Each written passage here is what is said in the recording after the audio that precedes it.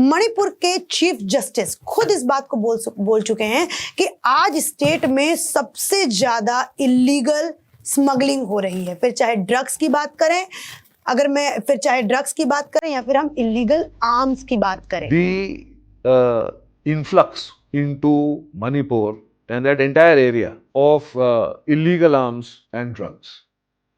Drugs को आप इस तरीके से समझिए कि मणिपुर के जो हिली एरियाज हैं वहां पर पॉपी कल्टीवेशन होता है। मैंने खुद जाके वहां पर पॉपी के खेतों को देखा है और जब मैंने वहां पर लोकल लोगों से बात किया, जब मैंने वहां पे, अभी मैं नाम उनका नहीं बता सकती, एक ऑफिसर से बात किया तो उन्होंने बताया कि 1 kg पॉपी कल्टीवेशन का जो एंड प्रोडक्ट होता है उसका मार्केट में रेट है 1 करोड़ और ये सिविलियन से वहां के लोग करवाते हैं और जो बिग प्लेयर्स हैं वो सिविलियंस का इसमें यूज करते हैं। पॉपी कल्टीवेशन करना बहुत ही इजी है, बीज डालिए, बारिश होगी और फिर जो फूल आएगा उसमें आप अफीम निकाल सकते हैं। तो इसलिए चूंकि व्यापार नहीं है, किसी तरीके का रोजगार नहीं है, तो लोगों को ये इजी वे ऑफ लिवलीहुड लगता है, तो इस वजह से लोग पॉपी कल्टीवेशन पर डिपेंड हो जाते हैं और लोग पॉपी कल्टीवेशन में आ जाते हैं। Yeah, I don't deny poppy cultivation in Manipur. But the fact that the ex-chief minister of Manipur, Biren Singh, is blaming only the Kukis is wrong, because this poppy cultivation is done by the Nagas as well as the Metis also.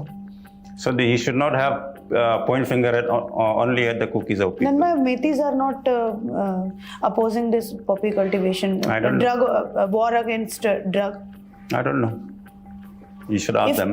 If they cultivate poppy, then they should also oppose war against drug policy of Biren Singh. Then why? That's why I'm saying these are all, false narrative used by Biren Singh to justify whatever he is doing. तो जिन लोगों का business चौपट हुआ border fencing की वजह से, FMR की वजह से, उन लोगों को कहीं ना कहीं दिक्कत हुई और मणिपुर के अंदर ऐसी हालात हम लोगों को देखने को मिलता है। वरना एक बात बताइए, आप किसी शहर में दंगा होता है या फिर किसी भी स्टेट में दंगा होता है तो उसको सॉल्व होने में ज्यादा से ज्यादा 2 दिन या फिर 1 हफ्ता लगता है। लेकिन आज अगर हम मणिपुर की बात करें तो एक छोटे से रैली को लेकर विवाद था, आज स्टेट के डिवीजन तक बात आ चुकी है। अब हम तीसरे पड़ाव पे आते हैं कि आखिर मणिपुर कॉन्फ्लिक्ट में इन दोनों ही समुदाय में से कौन सही है।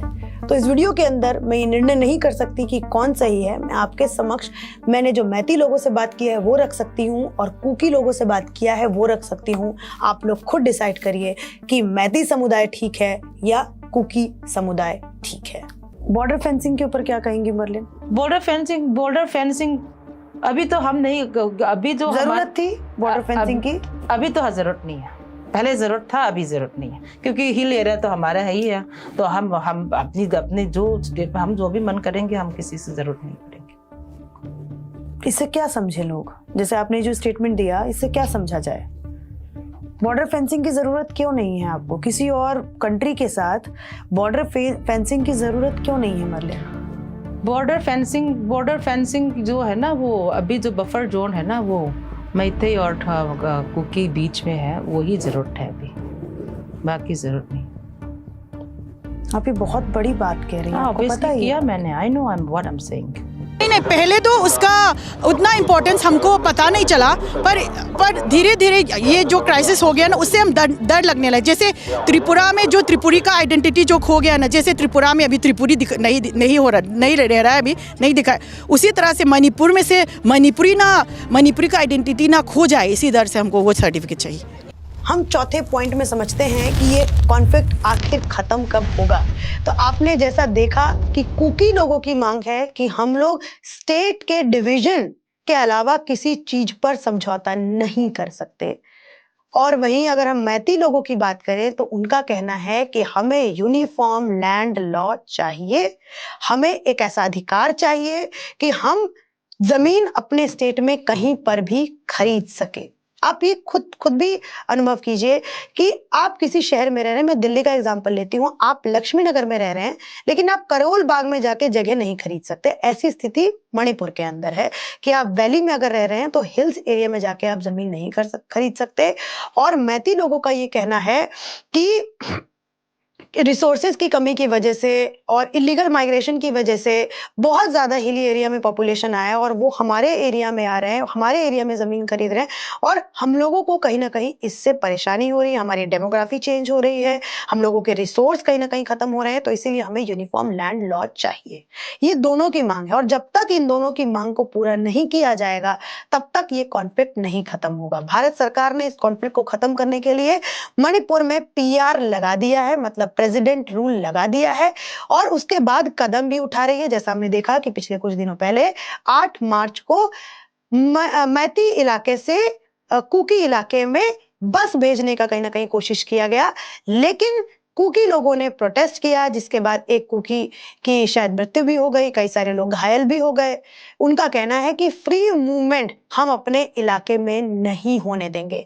मैंने कहीं कुकी समुदाय के किसी स्पोक्स पर्सन का इंटरव्यू सुना, उन्होंने तो ये भी कहा कि अगर दोबारा भी ऐसी अगर हरकत भारत सरकार या इंडियन आर्मी करती है तो हम दोबारा से इस तरीके से ही प्रोटेस्ट करेंगे और हमारा प्रोटेस्ट देख करके वो कभी भी जरूरत नहीं करेंगे कि मैती इलाके से कुकी इलाके में फ्री मूवमेंट हो, यानी गाड़ियों का आना जाना हो।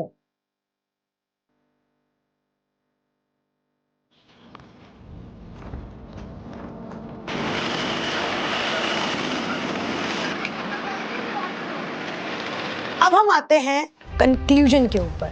तो कंक्लूजन में मैं ये कहना चाहती हूँ कि मणिपुर आज एक ऐसा स्टेट है कि पूरे भारत के स्टेट्स का अगर हम कंपैरिजन करें तो मणिपुर का पर कैपिटा इनकम सबसे लोएस्ट है।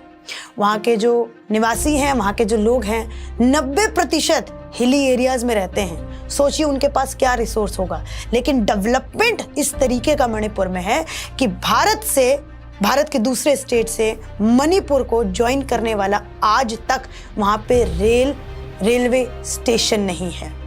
जब हम प्रोजेक्ट्स की अगर बात करते हैं तो काफ़ी सारे प्रोजेक्ट्स 2014 के बाद से ही, क्योंकि नरेंद्र मोदी जी की तरफ से एक्ट ईस्ट पॉलिसी लाई गई, जिसकी वजह से काफ़ी सारे प्रोजेक्ट्स जो हैं, फिर चाहे आप म्यांमार के साथ संधि करके सितवे पोर्ट का निर्माण करना हो या फिर Thailand Myanmar India trilateral highway को बनाना हो, जो कि नॉर्थ ईस्ट की अगर इकोनॉमी की बात करें या फिर भारत की इकोनॉमी की बात करें तो बूस्ट कर सकता है। क्योंकि चाइना का पूरी की पूरा जो ध्यान है वो साउथ ईस्ट नेशन के साथ मार्केट के ऊपर है, क्योंकि जो साउथ ईस्ट नेशन का जो मार्केट है वो बहुत बड़ा मार्केट है और उसको अभी चाइना कंट्रोल करता है। लेकिन भारत का इंटरेस्ट है कि हम चाइना पे से अपनी डिपेंडेंसी हटाएं और साउथ ईस्ट नेशंस के साथ अपने मार्केट को और स्ट्रॉन्ग करें, ताकि हम आत्मनिर्भर भारत को बना सकें। और जैसा हमारे प्रधानमंत्री कहते हैं कि 2047 तक